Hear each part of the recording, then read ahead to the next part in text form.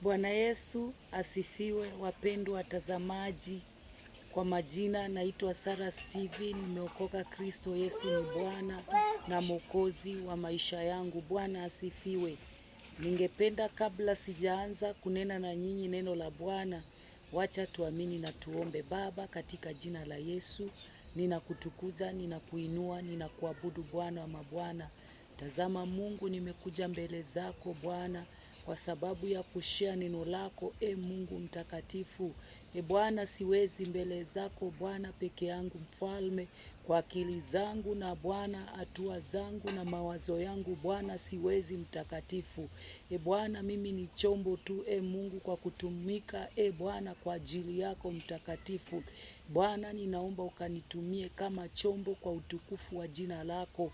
Achilia Roho wako mtakatifu na uwepo wako mahali hapa, ili Bwana kajumuike pamoja nasi. Tunaomba Bwana ushirika wa Roho Mtakatifu mahali hapa. Ninakataa kila vizuizi na roho zote za kuzimu, kila pingamizi, roho za upinga Kristo, roho za kuzuia neno lako, ninanyamazisha na kuzikataa katika jina la Yesu. Kupitia neno hili Bwana, watu wako wakaweze kujua ukweli wa neno lako. Bwana wa majeshi, pokea sifa na utukufu, maana zote ni zako Bwana. Kwa jina la Yesu Kristo ninaomba hata kuamini. Amen. Asante Yesu. Karibuni tena katika neno la Bwana. Kichwa chetu cha ujumbe tutasoma kuhusu nyakati 7 za kunyamaza. Bwana asifiwe. Ni wakati gani inapasa kunyamaza? Bwana asifiwe. Jambo la kwanza ningependa kusema ya kwamba jambo la kwanza, nyamaza wakati jambo halikuhusu. Wakati jambo halikuhusu, hapo ndipo wakati wa kunyamaza. Kwa sababu jambo ambalo halikuhusu haliwezi likakusaidia chochote.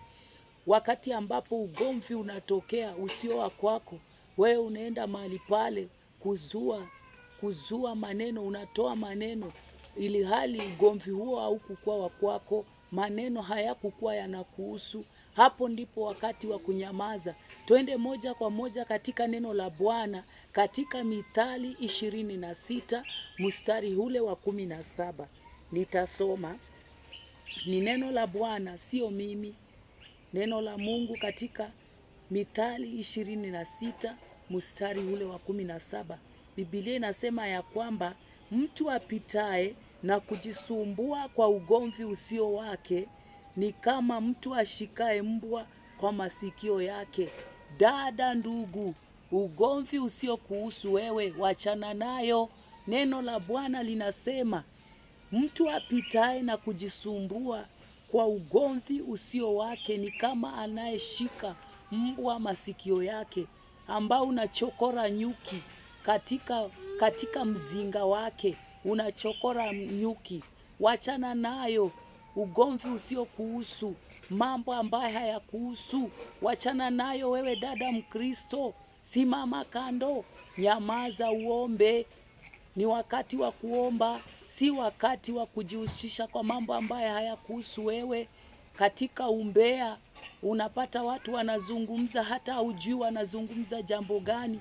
Wewe kama Mkristo unaenda kujumuika nao, mwisho wa siku utapatwa ni wewe mwenye makosa. Toka huko dada yangu, toka huko mtoto wa Mungu, usije ukapotea kwa ugomvi usio wa kwako, ukaleta tu shida.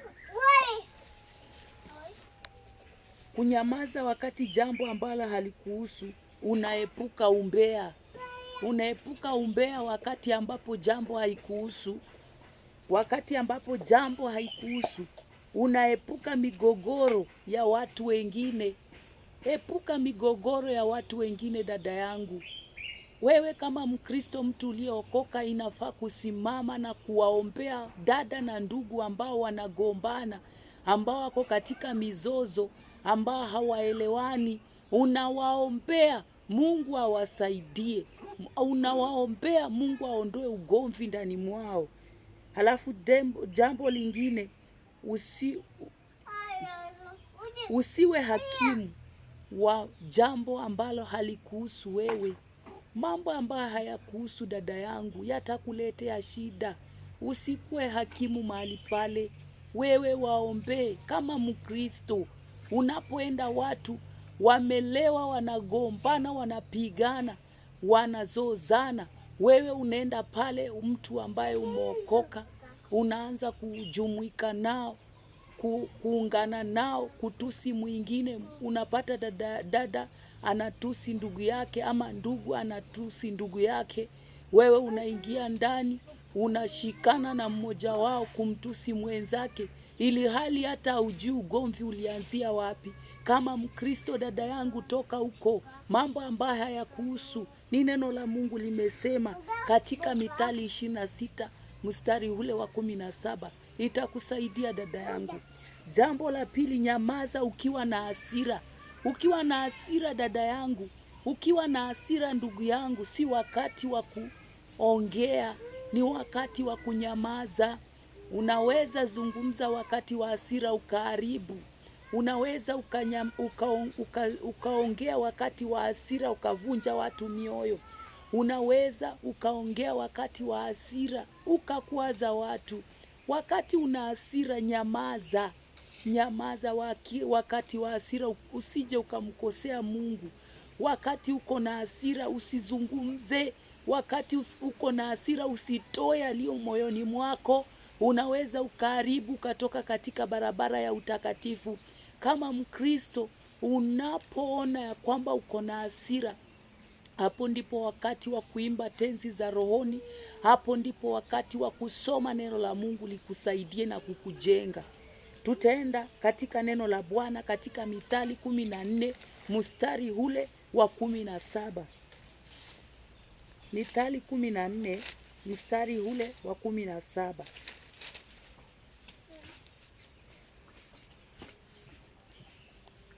Maandiko yanasema, yeye aonaye hasira upesi atenda kwa ujinga, na mtu mwenye hila mbaya huzirwa. Bwana Yesu asifiwe. Wakati ambapo uko na hasira, unaweza tenda mambo kwa ujinga.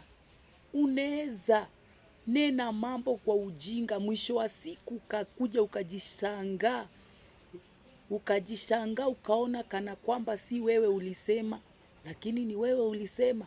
Si wewe ulifanya, Mkristo mwenzangu, kumbe ni wewe ulifanya. Kwa hasira ukaharibu mambo, kwa hasira ukamkosea Mungu, kwa hasira ukatoka katika barabara, kwa hasira ukarudi nyuma, kwa hasira ukaanguka wokovu. Dada yangu, wakati uko na hasira ni wakati wa kunyamaza, kuimba tenzi za rohoni, kutafuta uso wa Mungu akusaidie hekima ambayo utaitumia wakati huo. Bwana asifiwe. Haya, Mithali 15 mstari ule wa 1. Maandiko inasema ya kwamba jawabu la upole ugeuza hasira. Ukiwa mpole wakati wa hasira inageuka. Unaponyamaza wakati wa hasira, hasira inapotea. Unaponyamaza wakati wa hasira, huwezi kumkosea Mungu, hauwezi kuwavunja watu mioyo, hauwezi kuwarudisha watu nyuma, hauwezi kuua mioyo ya nafsi za watu wachanga katika kanisa. Unapokuwa na hasira, ukinyamaza unajenga. Ukinyamaza unajenga heshima yako, unatoa aibu. Lakini unapozungumza kwa hasira wakati ambapo una hasira, inakushusha, heshima yako inashuka. Watu hawawezi kukuheshimu kwa sababu hakuna tofauti kati yako na yule mtu ambaye ako katika dunia. Mkristo mwenzangu, tunyamaze wakati wa hasira, tungoje Mungu. Wakati umekosewa, si wakati wa kuongea kwa hasira. Nyamaza, Mungu akutetee. Nyamaza, Mungu akupiganie. Si wakati wa kujitetea mwenyewe. Unaweza jitetea mwenyewe ukamkosea Mungu. Dada yangu, toka huko, nyamaza. Usiongee wakati ambapo una hasira, na hiyo itakusaidia. Jambo la 3, nyamaza unapojaribiwa kusema uongo. Wakati unapojaribiwa kusema uongo na kujitetea, wakati ambapo umekosa, unataka kusema uongo kwa sababu ya kujitetea wewe mwenyewe, nyamaza wakati huo, usiseme. Wakati unapotakikana kusema uongo, usiseme ukamkosea Mungu. Usiseme uongo dada yangu ukamkosea Mungu. Kama hujui kitu, kama hujui jambo, nyamaza. Itakusaidia, itajenga hekima yako, itajenga heshima yako kama Mkristo. Nyamaza wakati ambapo unatarajiwa kusema uongo. Huo sio wakati wa kuzungumza. Huo sio wakati wa kuzungumza uongo ukamkosea Mungu. Bwana Yesu asifiwe dada yangu. Tutaenda katika kitabu cha Mithali. Mithali 4:24. Mithali 4:24.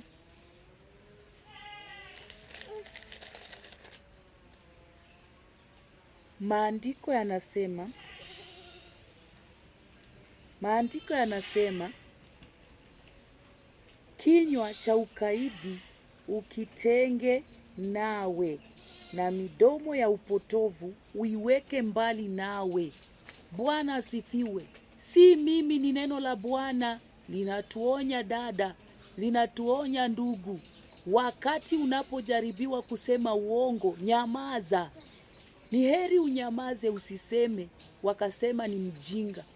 Lakini usiseme ukamkosea Mungu, ukapoteze heshima yako bure kama Mkristo, ukapoteza uwepo wa Mungu kama Mkristo kwa kusema uongo. Nyamaza wakati jambo ulijui, wakati ujui ilitokea wapi, kaenda wapi. Nyamaza kama Mkristo, itakusaidia.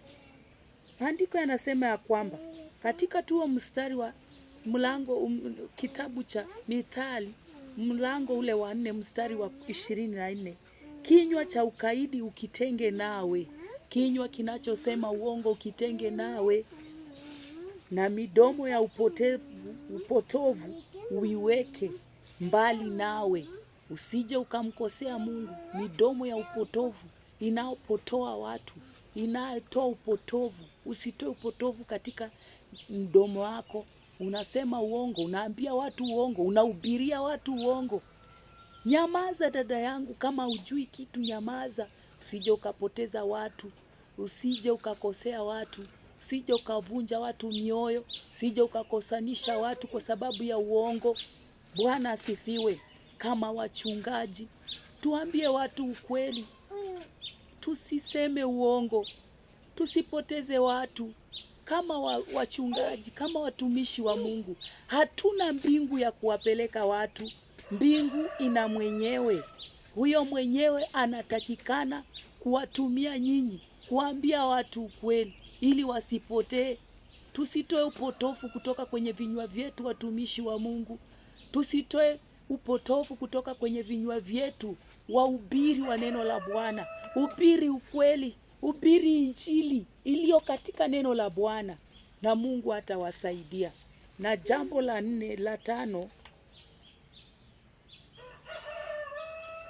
katika tu hiyo jambo la 3,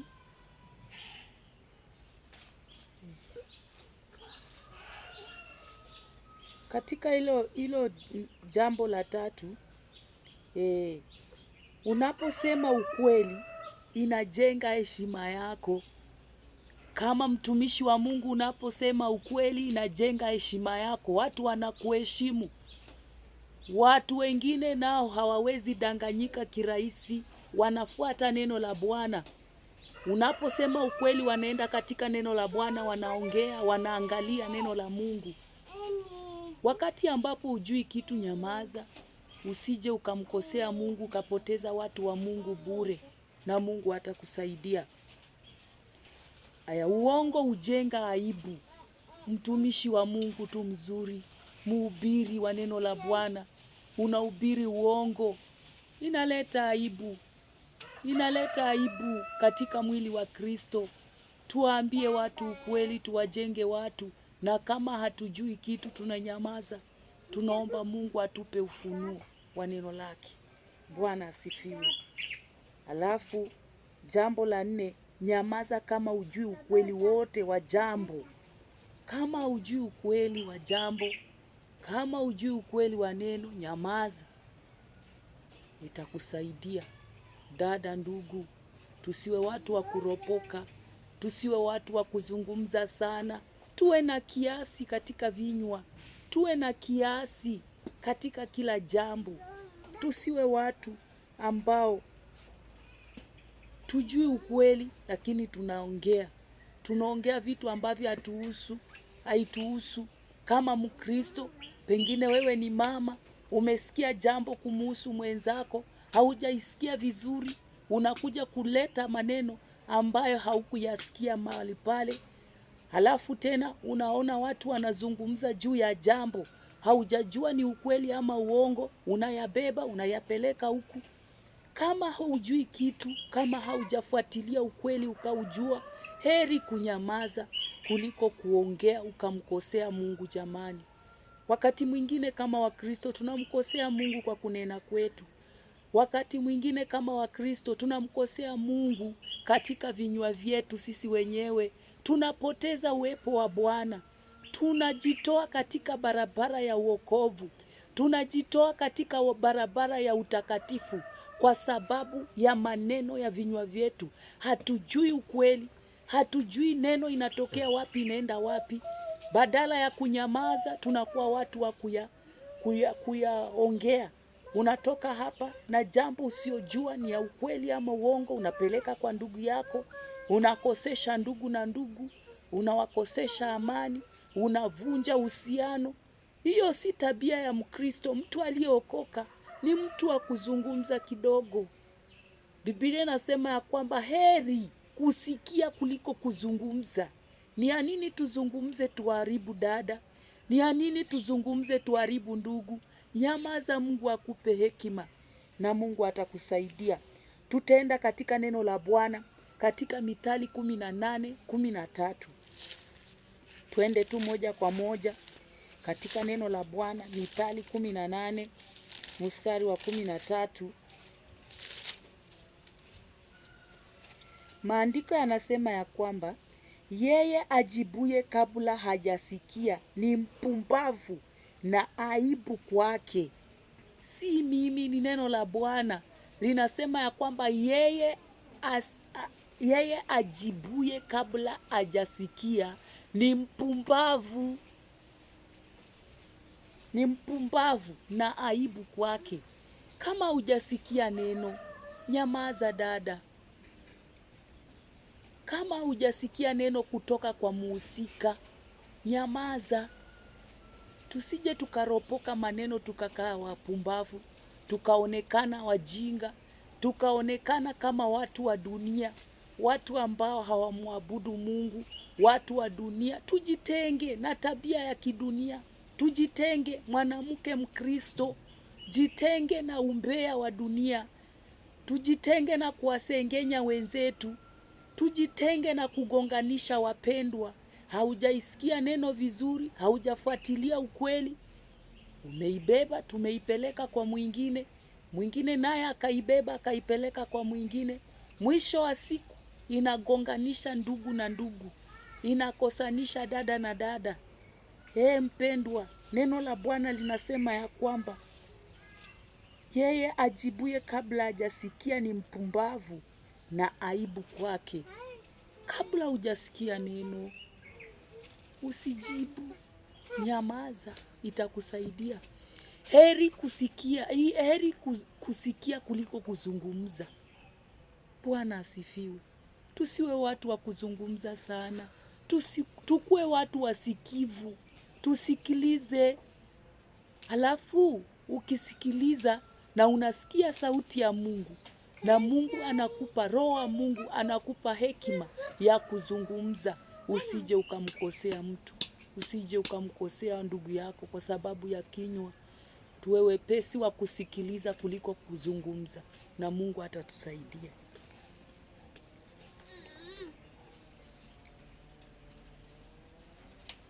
Alafu kama dada na dada wamekosana, usikuwe mtu unaenda hapo kama shahidi. Unakuwa shahidi wa uongo. mambo ambayo haujui, unaenda kuchangia mambo ambayo hayakuhusu. Dada, tuache kukuwa shahidi wa uongo. Tuache kuwa shahidi wa uongo, wa kukosanisha dada, wa kufanya watu wafungwe kwa sababu ya uongo wa vinywa vyetu. Tuache Roho wa Mungu atuongoze. Tukue watu wa kusikiliza sauti ya Mungu, ili akatupe hekima ya kuyatoa kutoka kwenye vinywa vyetu, na Mungu atatubariki. Jambo la 5 ni nyamaza wakati wa kusikiliza na kujifunza. Kunaweza kuwa wakati mwingine, tunaweza kuwa katika wakati wa kusikiliza na kujifunza.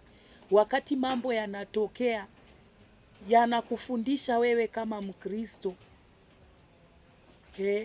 na unayasikiliza, unasikiliza maneno na unajifunza. Wakati mambo yanatokea kama Mkristo ni kunyamaza na kujifunza. Tujifunze.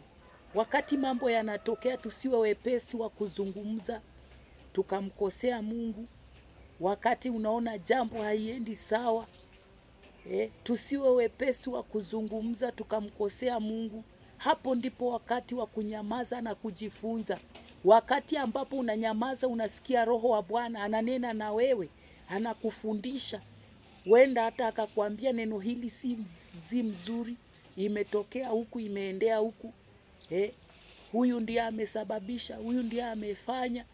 Na wewe kazi yako kama Mkristo ni kuwaombea, kuomba amani, kuondoa hiyo roho ya ugomvi kati ya dada na dada. Jambo linalotokea hata kubwa, tusiwe wepesi wa kuzungumza na kuchangia na kujadili. Wewe kama Mkristo, Mungu akupe hekima. Unanyamaza, unajifunza na kuomba. Kuomba ndiyo itatusaidia sisi kama Wakristo. Jambo inapotokea, sisi kama Wakristo, kazi yetu ni kuomba. Kazi yetu ni kusimama katika pengo kwa sababu ya dada na dada, kwa sababu ya janga ambalo limetokea, kwa sababu ya jambo kubwa ambalo limetokea. Tusiwe wepesi wa kuzungumza, tuwe wepesi wa kuomba na kuitisha uwepo wa Mungu, na kuitisha ushirika wa Mungu, na kuitisha msaada wa Mungu katika jambo linalotokea. Jambo linapotokea kama Mkristo, inaweza kuwa ni Mungu anataka ujifunze zaidi. Wakati unaponyamaza, ni nafasi yako ya kujifunza kama Mkristo, na Mungu atakubariki sana. Alafu jambo la 6,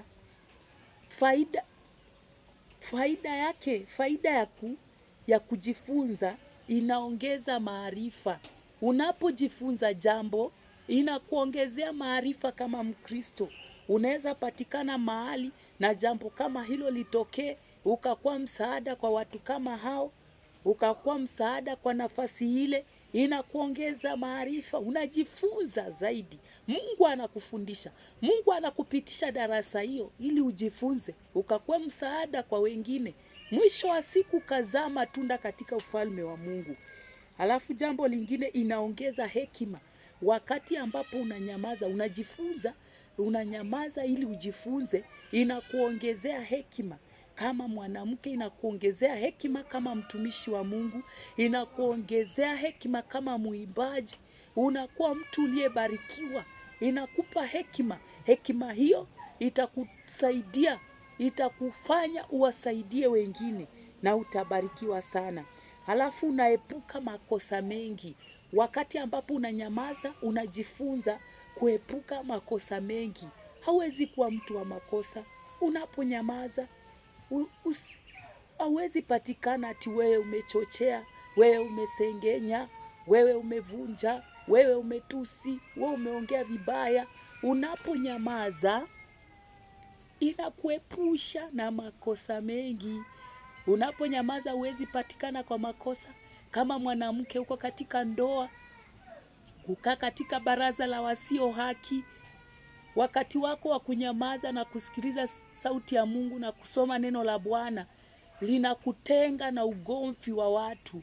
Unapokaa katika baraza la wasio haki kama mwanamke, unaweza patikana kwa makosa mengi, na ni aibu kama mwanamke watu wanakuja tu kwako, wanakuja kusema ulisema, sijui ukafanya, ukazungumza. Inakuwa kwa aibu kwa mume wako. Mume wako hawezi kukupenda, mume wako hawezi kukuheshimu, mume wako hawezi kukutetea, kwa sababu unaketi katika baraza la wasio haki na kuzungumza mambo ambayo hayakuhusu, kuzungumza mambo ambayo hayamfurahishi Mungu. Hiyo inapunguza heshima yako kama mwanamke. Unaponyamaza inaleta hekima. Unaponyamaza unaongeza maarifa. Unaponyamaza inakuepusha na makosa mengi. Na Mungu atakubariki na utaishi kwa ndoa yako na amani. Hakutakuwa na migogoro, hakutakuwa na atikuja sema vizuri venye ulikuwa umesema. Hawatakushika ati ukuje unene vizuri. Hawatakushika ati ulisema fulani amefanya, fulani ameenda. Jambo kama hayo yaondoe kama mwanamke mwenye hekima katika ndoa yako. Ondoa mambo ya fitina na chuki. Hiyo weka kando. Nyamaza, simama, omba kama mwanamke, tafuta uso wa Mungu na Mungu atakubariki. Halafu jambo lingine, nyamaza unapohisi kuhukumu. Bwana asifiwe. Unapohisi kuhukumu mtu, nyamaza. Jambo la hukumu lisitoke katika kinywa chako. Maandiko yanasema ya kwamba tusihukumu tusije tukahukumiwa na sisi. Kumbuka pia sisi ni wanadamu. Tunapowahukumu wengine, tukumbuke pia sisi nasi hukumu inatungoja. Bwana asifiwe. Hakuna aliye mtakatifu. Huwezi kuwa mtakatifu kumliko ndugu yako na dada yako. Tusihukumu. Unapohisi kuhukumu, nyamaza. Nyamaza, hukumu ni ya Mungu. Mungu ndiye anahukumu. Dada, tusivae viatu za Mungu, hazitutoshi. Bwana asifiwe. Tusiwahukumu wengine. Tunapohisi kuhukumu, tunyamaze. Bwana asifiwe. Unapohisi kumhukumu dada, nyamaza. Unapohisi kumhukumu ndugu, nyamaza. Na itakusaidia. Twende katika waraka wa Yakobo mlango ule wa 3. Waraka wa Yakobo, nitafungua kwa haraka sana. Waraka wa Yakobo mlango ule wa 3 mstari wa 9 mpaka 10. Wa 3, 9, 10. Kwa huo twamuhimidi Mungu Baba yetu, na kwa huo twawalaani wanadamu waliofanywa kwa mfano wa Mungu. Katika kinywa kile kile hutoka baraka na laana. Ndugu zangu, haifai mambo hayo kuwa hivyo. Bwana asifiwe. Tusiondoe laana kutoka kwenye vinywa vyetu, kuwalaani wengine, kuwahukumu wengine. Haujui jambo lilitokaje likaendaje. Tunaanza tu kuwahukumu, tunaanza tu kuwalaani, tunaanza tu kuwakemea. Tunyamaze wakati inapofika wakati kama huo ambao unahisi kumhukumu mtu, ambao unamuhisi kumlaani mtu. Tunyamaze. Huo ndio wakati wa kuomba. Wakati ni wa kusoma neno na kuimba tenzi za rohoni na kumwabudu Mungu kwa sifa na kuabudu. Hapo ndipo uwepo wa Mungu utashuka kwako na utasikia sauti ya Mungu ikikuelekeza. Halafu Mathayo 7:1.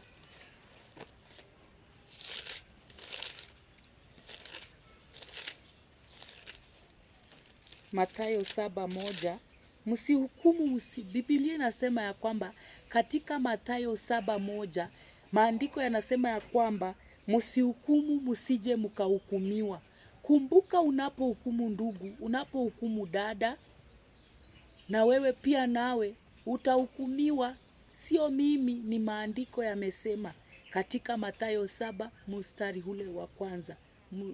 ule wa kwanza. Tusihukumu tusije tukahukumiwa. Hukumu ni ya Mungu. Hiyo mamlaka sisi hatuna ya kuwahukumu watu. Pia sisi tutahukumiwa, tukumbuke. Biblia inasema ya kwamba tusiwahukumu.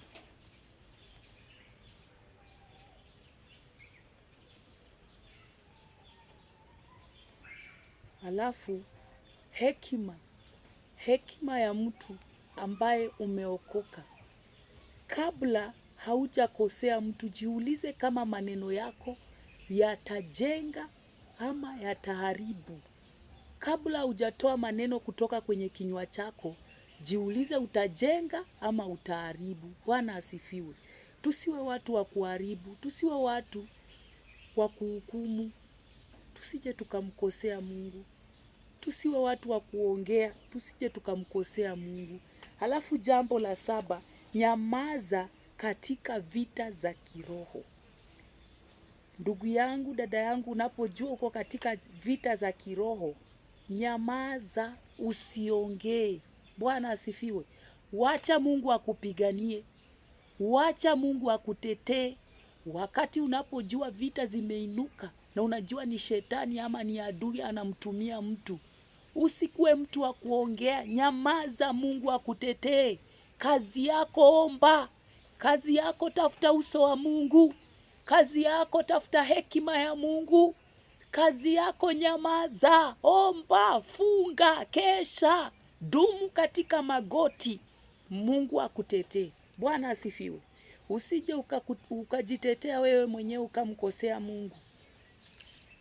Usije ukajitetea wewe mwenyewe ukakosea watu.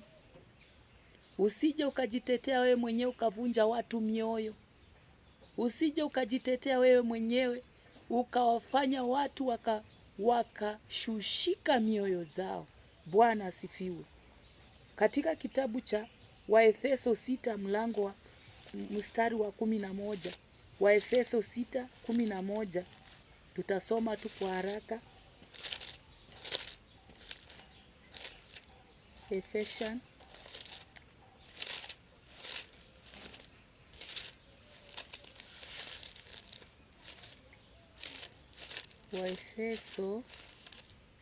Waefeso 6:11.